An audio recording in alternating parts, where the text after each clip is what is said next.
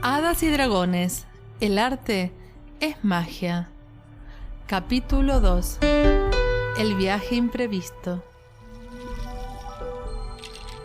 Con la llegada del verano, las bayas de Radal maduraron de golpe en las colinas cercanas. Todo el pueblo se ocupó de la recolección y durante un par de semanas el olor a mermeladas cocinando se perfumó todo el valle. Los altillos se llenaban de provisiones, así como los cuadernos de Cume se atiborraban de dibujos. Una de esas noches, cuando en la aldea ya todos dormían, un estruendo seguido de gritos de auxilio despertó a todo el pueblo. ¡Hay fuego en el tejado de los vecinos!, gritó Anaciel. Cume abrió los ojos cuando Isala ya saltaba de la cama. ¡Fuego!, exclamó alguno de los dos. Bajaron por la escalera con agilidad de comadrejas y encontraron a su padre vistiéndose a toda prisa para salir a ver qué pasaba. Cuando el niño también salió detrás de él, Anaciel le ordenó que se quedara en casa, pero él llevaba mucha velocidad como para obedecer, y un instante después ya estaba fuera, corriendo hacia el fuego y hacia el griterío de quienes intentaban apagarlo.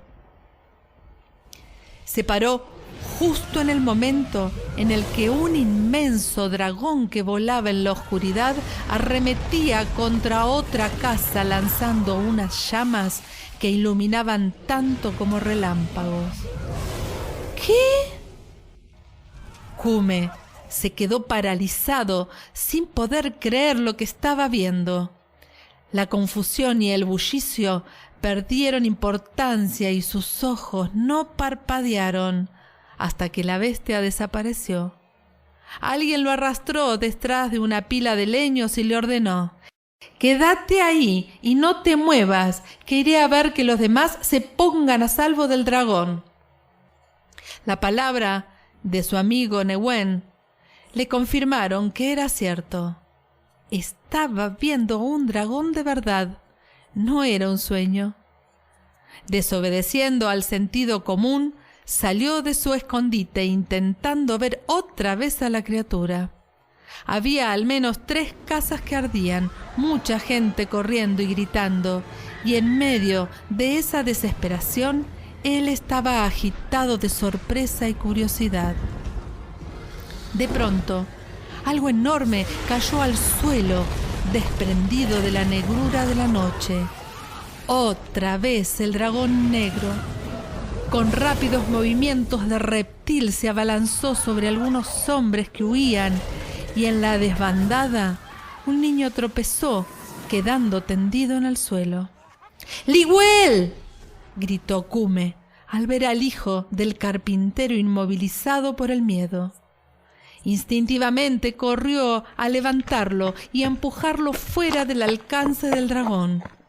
Y lo logró, pero al precio de quedar él mismo enfrentado a la bestia, tan cerca de sus fauces y de sus garras que ya no había espacio ni tiempo para escapar.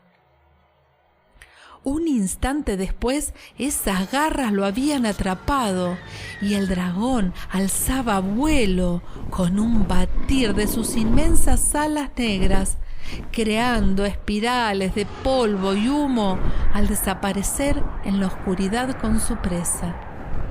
Además de la conmoción y el temor, una sensación de vértigo fue oprimiendo el pecho de Cume a medida que se elevaban sobre los bosques.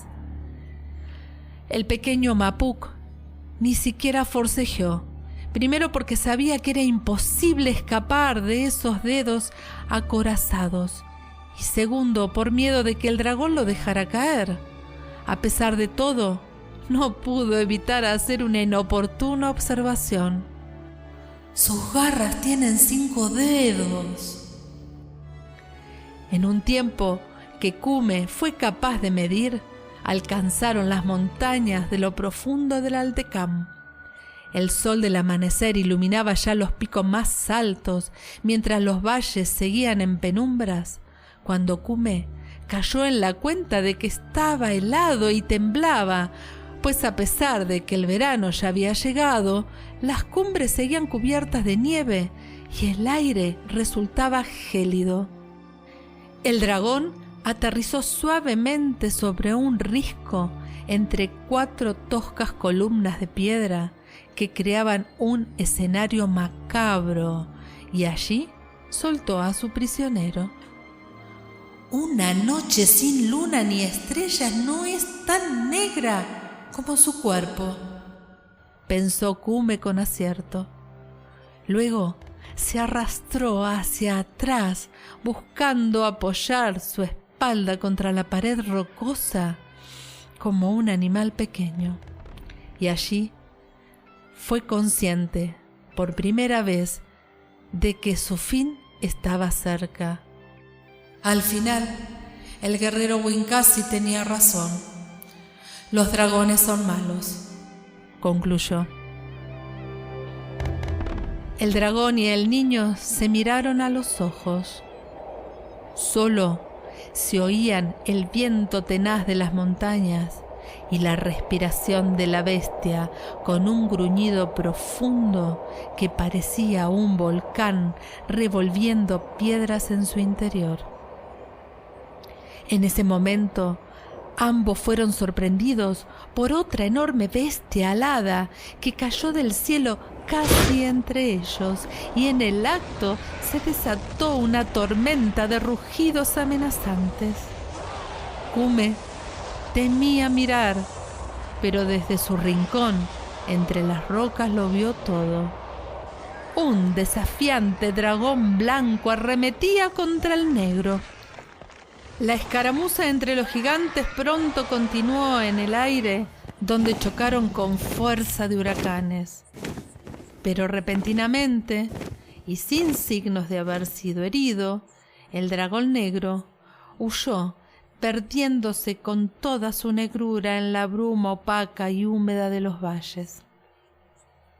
Entonces Kume vio al dragón blanco que se posaba en la cornisa y caminaba lentamente hacia él. «¿Viene dispuesto a reclamar la presa?», se preguntó, apretándose contra su hueco. Pero de pronto el enorme animal pareció cambiar de intenciones, giró y levantó vuelo.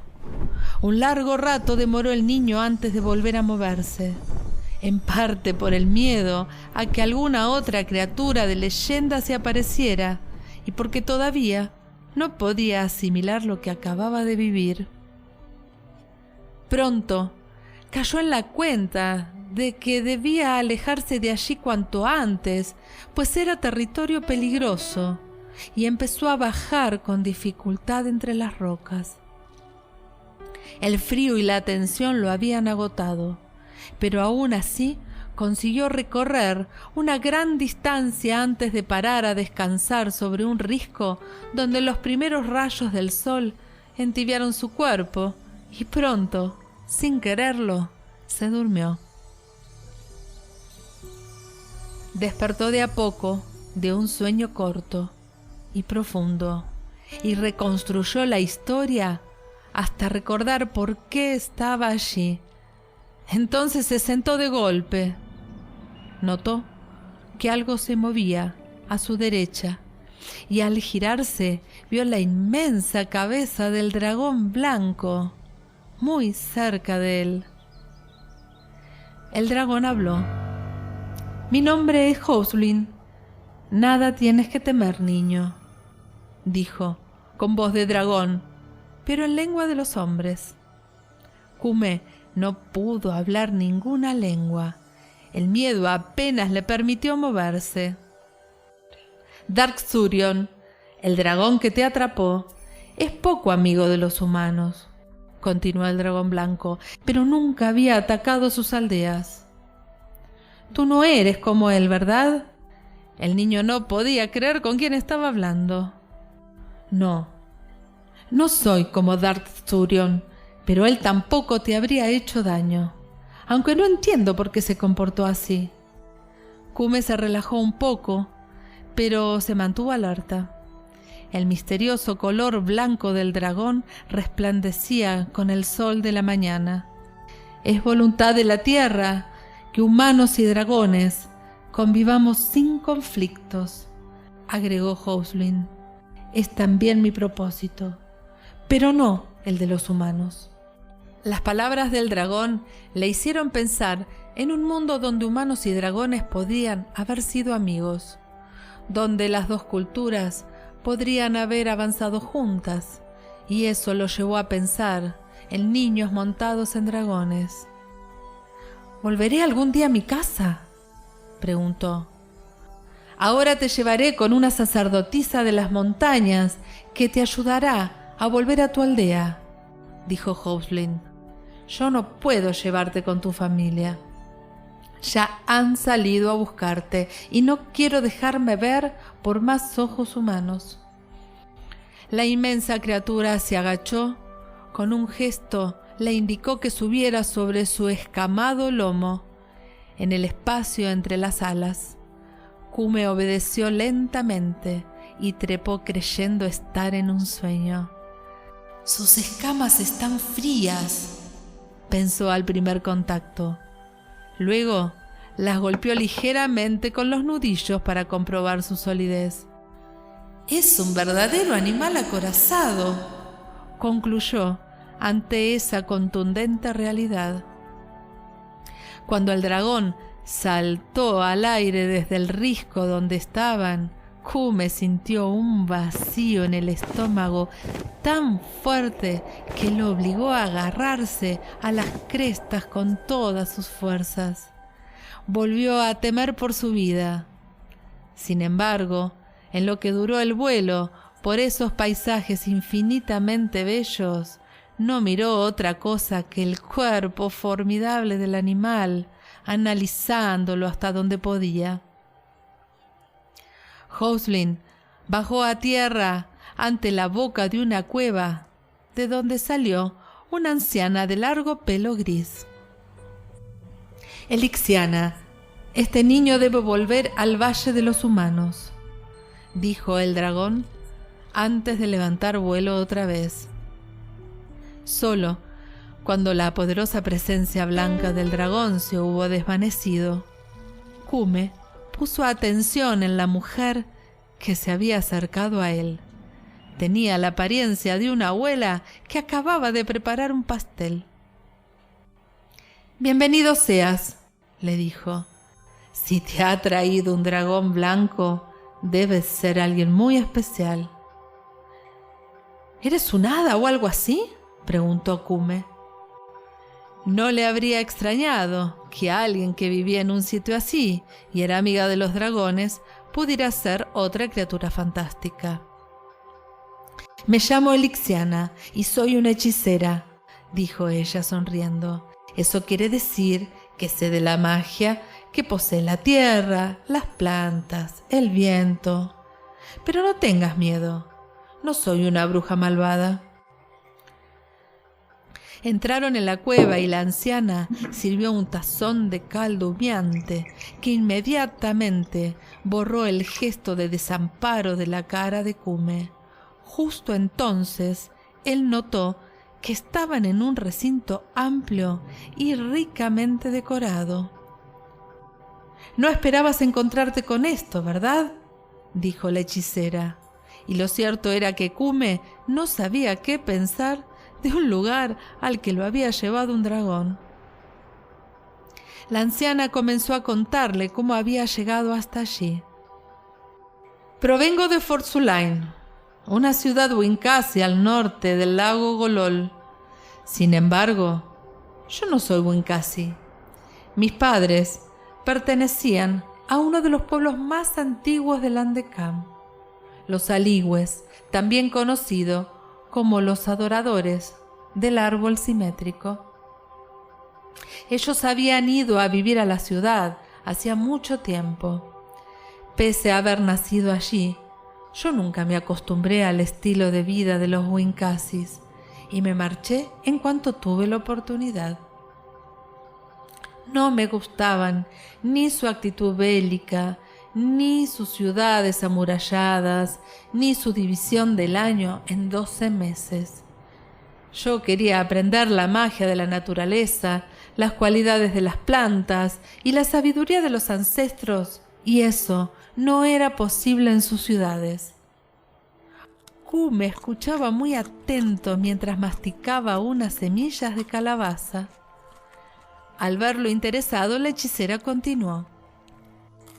Los Wincasis no pertenecen a los pueblos antiguos del Andecán, sino que llegaron hace muchos años del norte y desde el principio tuvieron conflictos con Guanapules y Gualús. Eso los llevó a convertir sus ciudades en horribles fortalezas de piedra y metal. Yo era muy joven aún cuando peregriné por aldeas y bosques buscando un lugar para vivir, hasta que decidí retirarme al silencioso amparo de las montañas. Al fin, en esta ladera solitaria, muy lejos de mi origen, encontré el premio a mi búsqueda. Esta misteriosa cueva llena de huellas de culturas ancestrales, y la hice mi casa. Elixiana hizo una pausa. Lo que no supo decirle al niño es en qué momento de todos esos años dejó de ser aquella joven soñadora para convertirse en la hechicera. La galería de los ancestros la he llamado, continuó, pues guarda obras artísticas de culturas tan antiguas como sabias. El niño volvió a pensar que la anciana debía ser una especie de espíritu de la montaña, con la capacidad de convertirse en halcón o en serpiente. ¿Quién si no podía ser tratado de igual a igual por los dragones?, se dijo. Elixiana lo miró de reojo y sonrió. Los dragones son seres muy especiales, Cume. Su sabiduría es más antigua que la de los humanos y su amor por la naturaleza es mayor.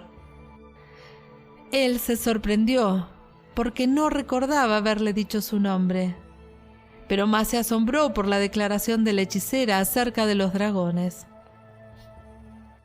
«Ya lo suponía», exclamó. «¿Y tú cómo lo sabes? ¿Ves dragones a menudo?»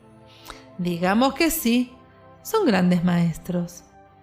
Mientras hablaban, ella los llevó a dar un paseo por las galerías que se hundían en la memoria de la montaña. Algunos de esos pasillos naturales descendían hacia profundidades inexploradas. «Todo esto es maravilloso, Elixiana», dijo él con un suspiro. «Pero solo pienso en volver a casa. Mis padres y mi hermana estarán desesperados». Con esas palabras dejó entrever toda la fragilidad del niño que era. «Tu aldea está a 6 días de camino», dijo la hechicera, como midiendo sus fuerzas. «Pero confío en que podrás llegar a tu casa a salvo. Partirás mañana muy temprano». Durante la tarde llovió intensamente, así que permanecieron dentro de la cueva preparando algunas cosas para el viaje y conversando. Todo lo que Elixiana contaba despertaba la admiración del niño.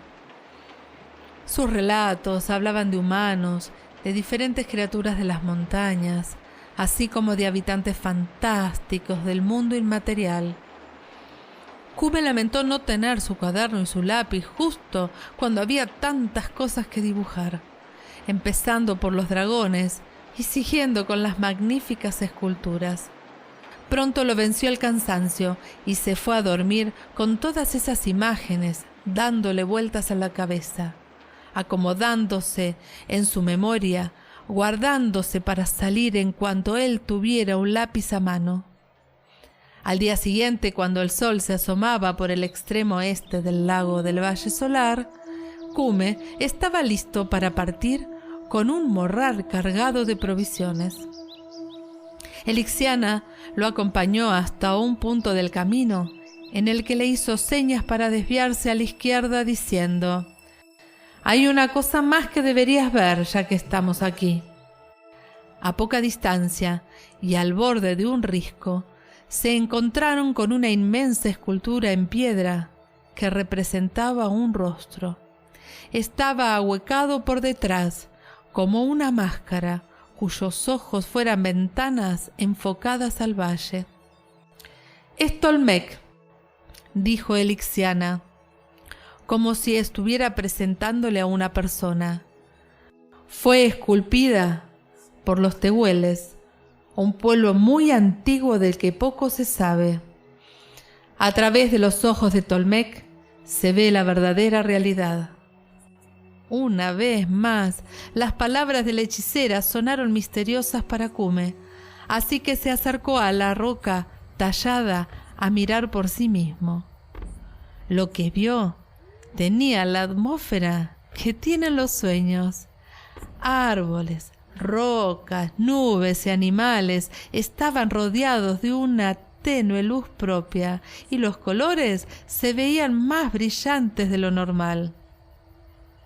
Una bandada de pájaros transparentes pasaron en vuelo lento para, de repente, convertirse en peces y bajo esa nueva forma cambiar su rumbo hacia el cielo. Los bosques se veían como muchedumbres de personajes legendarios que conversaban entre sí. Un lago brillante a la distancia resultó ser un nido de estrellas. Kume supo entonces que todo eso solo era visible desde allí. Buscó por todo el cielo la figura del dragón blanco, pero su suerte no era tan grande. Se preguntó, ¿cómo se verá un hombre desde los ojos de Tolmec? Los humanos no pueden ocultar sus intenciones y muestran rasgos y colores acordes a sus pensamientos, dijo Elixiana, como si hubiese leído su mente. Esta mágica escultura es una de las maravillas que dejaron nuestros ancestros. Kume recordó a su familia y el camino que quedaba por delante y se despidió de la hechicera con un abrazo. Algún día volveré a visitarte con más tiempo y mejor ánimo, Elixiana. Intenta venir con tu hermana Isala la próxima vez, dijo ella. Los estaré esperando, niño del dragón. La hechicera no necesitó mirar a través de los ojos de Tolmec para ver a Kume como una especie de pájaro luminoso con muchas alas transparentes que al bajar la montaña iba dejando las piedritas iluminadas como si estuvieran contentas de verlo. El camino pasaba por precipicios rocosos, áridas mesetas y apretados bosques de árboles milenarios, siempre entre paisajes majestuosos. Kume sentía una plenitud que le desbordaba el alma. «¡Niño del dragón!», lo había llamado la hechicera. Él lo repitió en voz alta y justo entonces fue consciente de todo lo que había vivido en esos 2 días. El sol ya estaba alto cuando paró para comer un poco de pan y queso al lado de una pequeña cascada de agua fresca y sonora. Luego continuó el descenso a buen ritmo. Esa noche buscó una grieta en una pared rocosa para dormir. Era su segunda noche a la intemperie y ya sabía que las precauciones debían ser máximas, pues eran muchos los peligros de las montañas. Hualús, cunampules y pumas se contaban entre ellos. Al día siguiente se encontraba tan bien de ánimo y de estado físico que corrió durante largos trechos cuando el terreno era limpio. Antes de lo que imaginaba, llegó al inmenso lago lunar y lo bordeó, ya por un ancho camino de carruajes, hasta el poblado de humanos Nadmirnas. Allí pensaba pasar la noche y prepararse para los 3 días de viaje que aún le quedaban hasta su casa. Cuando entraba en la ciudad, Se encontró con un grupo de hombres con aspectos de llegar de un largo y agotador viaje. El que venía en la cabeza se paró en seco al verlo, y al niño reconoció en él a su padre. ¡Kume! Fue el grito de Namku, que hizo volar pájaros y abrir ventanas, cuando el niño ya corría hacia él. ¡Padre!, fue su única respuesta. Los hombres que lo acompañaban lo rodearon en medio de un jolgorio. Eran vecinos mapuks que habían organizado una cuadrilla de rescate y venían armados con herramientas de labranza y palos, con la ingenua intención de rescatar al niño de las garras del dragón. Cuando Namku y Kume lograron hablar, no sabían quién había preguntado primero: ¿cómo has llegado hasta aquí? Hijo, cuando ese monstruo te llevó, pensé que nunca te volvería a ver. La voz de Namku se quebró de emoción mientras examinaba a su hijo para ver si estaba entero. Estoy bien, padre. Espero no haber causado mucha tristeza a mamá y a Isala. ¿Cómo están ellas? Casi no viven de la pena que las invade. Debemos volver cuanto antes para que te vean vivo, dijo Namku. Pero eso será mañana, hijo. Estos buenos amigos y yo llevamos 2 días de marcha sin descanso. Ya en la posada y ante un gran tazón de caldo caliente, Kume les relató su aventura con todo detalle, hasta que el cansancio le impidió continuar. Todos estaban igual de agotados, así que después de comer algo se fueron a dormir, y al amanecer ya estaban listos para el camino de regreso.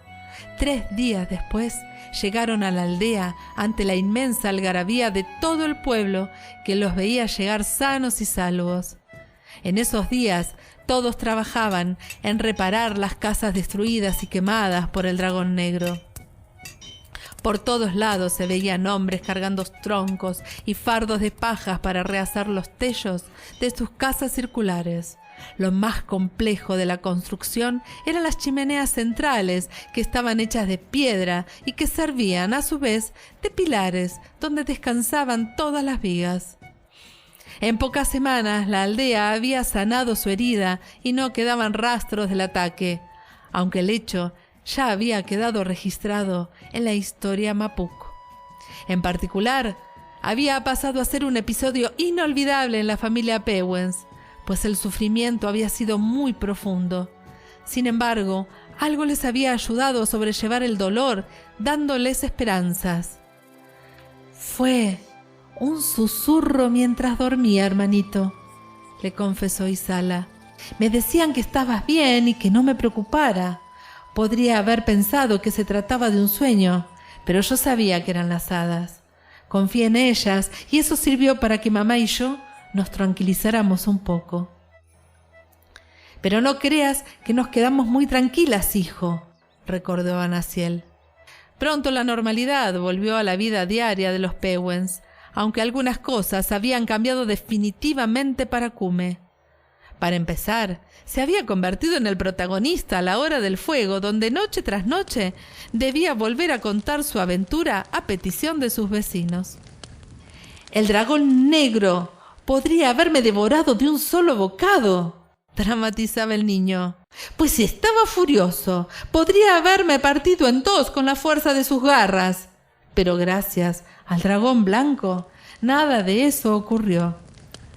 Los mapuks aplaudían y ovacionaban mientras compartían semillas tostadas alrededor del fuego. Disfrutaban enormemente, haciendo preguntas de las cuales ya sabían las respuestas. Sin embargo, Kume no se fatigaba de responderlas una y otra vez. Incluso había hecho un dibujo de Hobsbawm y lo enseñaba para ilustrar su relato. A modo de talismán, había pintado la silueta de un dragón blanco volando en su camisa, en el centro de su pecho. Esto despertó el interés de sus amigos, a los que tuvo que complacer dibujándoles dragones en sus ropas y en sus pulcutunes. Los boomerang que luego lanzaban al aire con la ilusión de ver dragones volando. Sus dibujos habían mejorado mucho, pues ahora su conocimiento de la anatomía de los dragones era mayor y a menudo analizaba estos nuevos bocetos con el viejo Cayú. Mira estas crestas detrás de los maxilares, Cayú. Son como escamas adaptadas, igual que las del cuello y el lomo, explicaba Kume. El anciano lo contemplaba con asombro. Había sido raptado por un dragón y liberado por otro sin sufrir ningún daño. Había recibido conocimientos de una hechicera y había conocido un palacio con arte ancestral. Todas estas señales resultaban muy elocuentes para el viejo sabio. ¿Y dices que la Machi elixiana tiene relación habitual con los dragones? ¿La Machi? Así es como se llamaba a las hechiceras en la antigua tradición del Andekam. Machis, brujas, magas, mujeres de conocimiento, en cualquier caso, dijo Cayú con máximo respeto. Pues entonces ella es una auténtica Machi, porque ha aprendido muchas cosas mágicas de los dragones, afirmó Kume. ¿Y dices que está dedicada al estudio de las obras artísticas de la cueva? Sí, Cayú. Mucho es lo que Elixiana sabe también sobre las antiguas razas, amazonas, chimalenes, huiridilen, y mantiene algunas de sus costumbres. Por ejemplo, para ella el año tiene 13 meses y no 12 como para nosotros. Claro, dijo Cayú para sí mismo, el calendario lunar, 13 meses de 28 días. Me parece que es un espíritu de las montañas, dijo Kume, mientras dibujaba a la vieja Machi. En el dibujo, ella estaba rodeada por el viento, que como un duende transparente le hablaba en secreto. Lo que más le gustaba al niño del acto de dibujar era que mientras lo hacía una parte de él viajaba dentro del dibujo, y ahora estaba al lado de Elixiana, envuelto en el mismo viento que ella, escuchando misteriosos susurros y sonidos muy lejanos traídos por el aire. La historia de la hechicera ermitaña resultaba muy interesante para Cayú, ya que él también había estudiado con pasión las culturas del pasado, y esa fascinación, lejos de saciarse con los años, se hacía cada vez mayor. El niño del dragón. Era como Elixiana lo había llamado a Kume, y eso también le daba mucho que pensar. Un dragón blanco, una Machi, un niño Mapuk, eran elementos muy sugestivos para analizar. A esas alturas el viejo ya estaba por entero entregado a la reflexión, así que Kume se marchó sin que él escuchara su despedida, ni la puerta al cerrarse.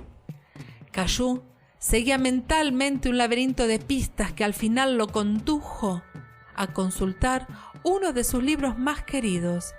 Era un antiguo libro que una mujer Mapuk, doña Dugulbia, había escrito relatando una serie de sueños. Para la mayoría no había tenido más importancia que la de un libro de cuentos, pero para Cayú había cobrado otro valor desde que, cierto día, empezó a darse cuenta de que muchos de esos sueños se iban haciendo realidad, como si de profecía se tratara. Hojeando y releyendo los sueños de doña Dugulbia, Cayú se encontró con uno que decía: era un niño muy singular, pues todo lo que veía lo dibujaba en un cuaderno, y la niña, que era su hermana, bailaba bajo el sol, seguida de hadas. Y también era muy especial, pero ellos no lo sabían. Y sucedió que un día los dragones vinieron a buscar al niño, pues conocían su capacidad de hablar con las piedras.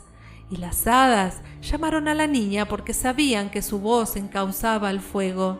Y hadas y dragones rogaron a los pequeños humanos que hablaran con el volcán para pedirle que siguiera durmiendo y no despertase, para que soñara cosas buenas y no despertase, para que tuviera piedad de los niños, de las hadas y de los dragones, y que no despertase.